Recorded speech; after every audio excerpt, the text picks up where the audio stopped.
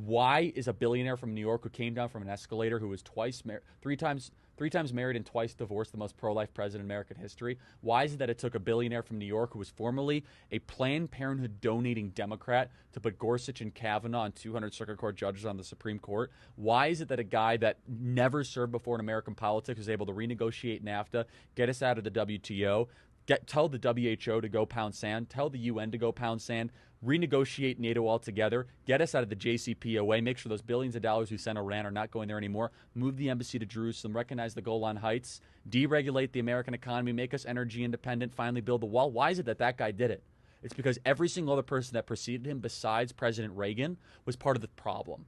They were part of the very same community of people that were Ivy League educated, said one thing and did another, were part of the ruling class that protected the agency, protected the Bureau, protected the DOJ. And as long as you said the right things and kept the deficits going, raised the taxes, deteriorated the industrial base, boosted Wall Street profits, kept the borders wide open so that we could have foreign nationals domiciling in our country that do not share our values, eventually get benefits, their kids can vote against our own values, then things will be just fine. Why is it that this guy is different?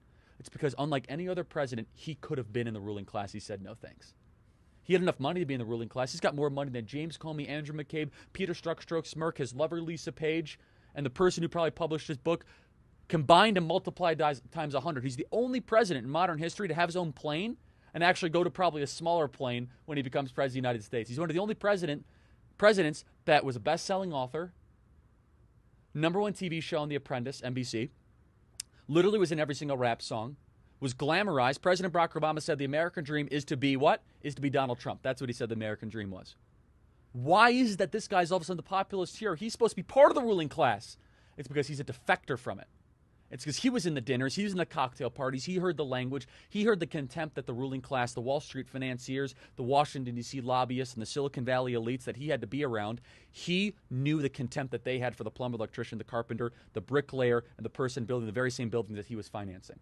So he took the woman rink mentality, the philosophy that built that woman rink quicker and better than anyone could have imagined, despite the New York City bureaucracy and the municipal burdensome rules. And he said, I'm going to bring this to Washington, D.C., and I'm actually going to do something that a politician has never done before. I'm going to tell you the truth, no matter how brutal and honest it is. I'm going to do what I say I'm going to do. From the time he went down the escalator, he was the only person running for office that talked about China immigration, the two issues that are most affecting our country now. How was this possible? Because he listened to the very people the ruling class hated.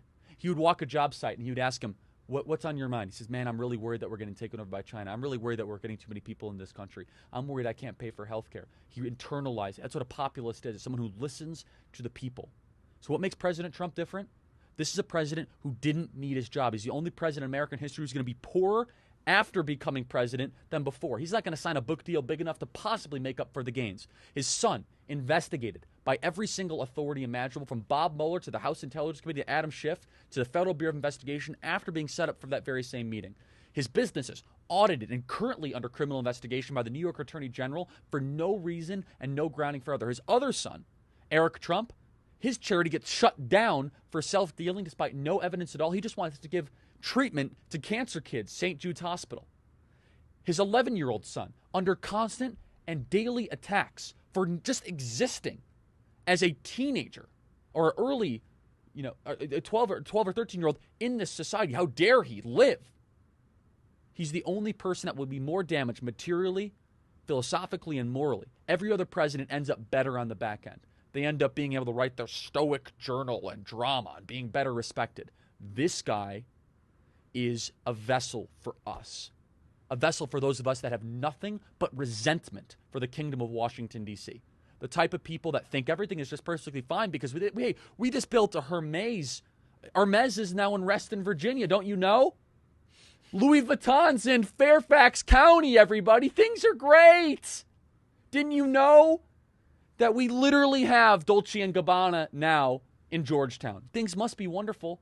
You go into Washington, D.C., the cranes are as far as you can possibly see. The construction cranes, they're trying to rebuild the Parthenon, the Giza pyramids quicker than anything I've ever seen. It's More construction happening in D.C. perpetually. Why? It's the only place in America. This is why 8 out of 10 of the wealthiest counties in America are around Washington, D.C. It's the only place in America where they get richer at gunpoint. They have a multi-trillion-dollar cash flow happening into their center, into their power structure every single year, not because we want it. If Chicago and Minneapolis and Detroit, if people get rich there, they have to convince you to buy their products. Maybe it's manufacturing, maybe it's automobiles, maybe it's Best Buy, which is, of course, a Minneapolis company. But Washington, D.C. is different. They do it at gunpoint. This is why Trump is different, and that's why I wrote the book.